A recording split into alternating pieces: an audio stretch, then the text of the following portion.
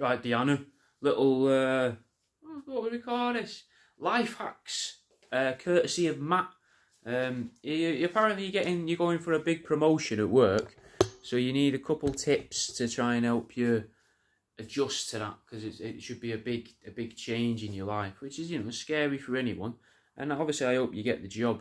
But he's asked me to give you advice on how to take risk. Now, one of the best ways you can take risk and get used to taking risks is, you know, when you're going somewhere important, right? Start trying to make appointments and things like that, like the dentist. Think about the dentist, right? If you're on the NHS, 30 quid, right? I think it is about 30 quid to go to the dentist for a checkup. Now, the night before you go to the dentist, eat loads and loads of hot, spicy food that morning. Drink shitloads of milk, good for your teeth, good for your bones. But that's going to hit your stomach just around the time you're probably in the dentist waiting room. And now the big risk you can take here, which is just a subtle risk that only affects you and your directly people around you, but mostly you. Fart. Take the chance. You know, either he goes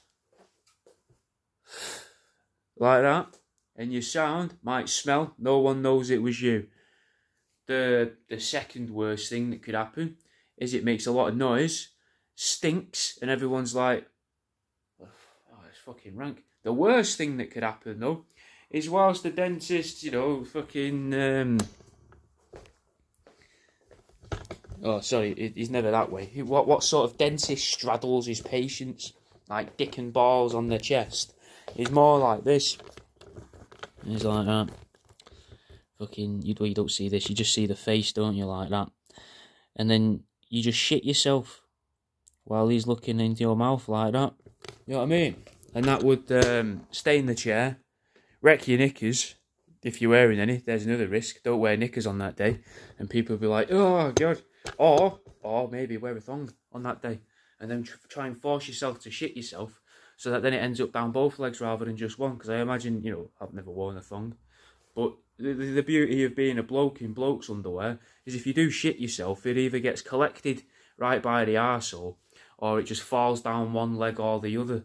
But I imagine certain women's underwear allows for a sort of fork in the road, should we say. What else? You're going to be working there. We've tackled risk. Risk is sorted. Or everywhere you're going to leave with just like, when you instead of leaving in good time, leave in bad time. So there's a couple minutes later than what you should. That's a risk. Will you get there on time? Won't you get there? Not for the interview, obviously.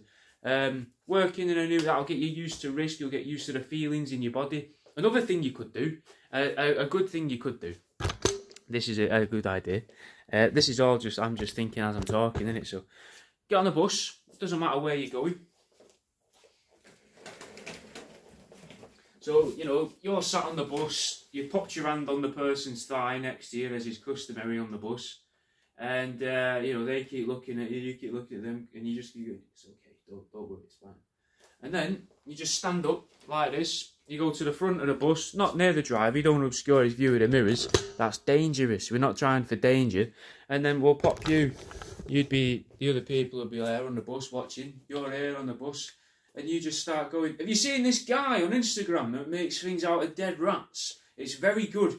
Everyone should go and follow World Around You on Instagram. Just talk about me, talk about my podcast, do that, mate. That's a risk, because that's going to make you feel really nervous and uncomfortable and really strange, and people are going to film it.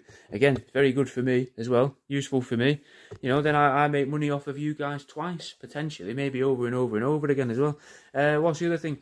Advice for working in a new environment, mate. Now, I'm not very good at this because I'm not very good with people.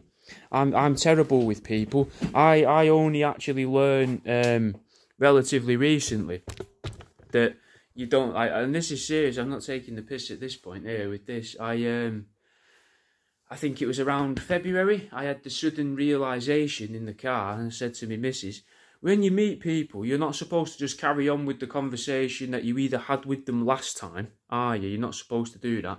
But you're definitely not supposed to just carry on the same conversation through the day and talk about the thing that you're thinking about in your head with everybody that you interact with, and just carry on from that point to try and figure that thing out in your brain. And she looked at me dumbfounded and was like, no, obviously not. What do you mean?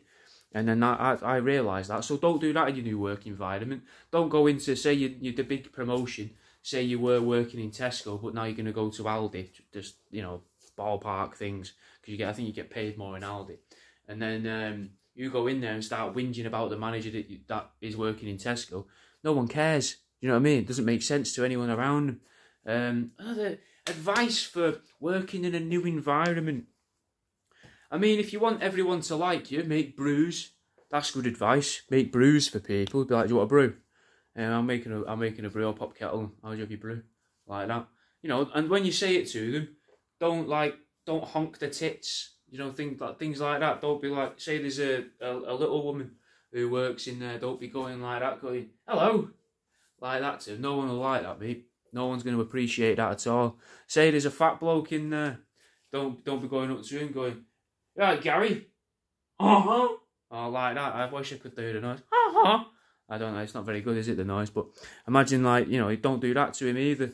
Don't walk down the hallway like this. Don't do that, because people think you're a gimp.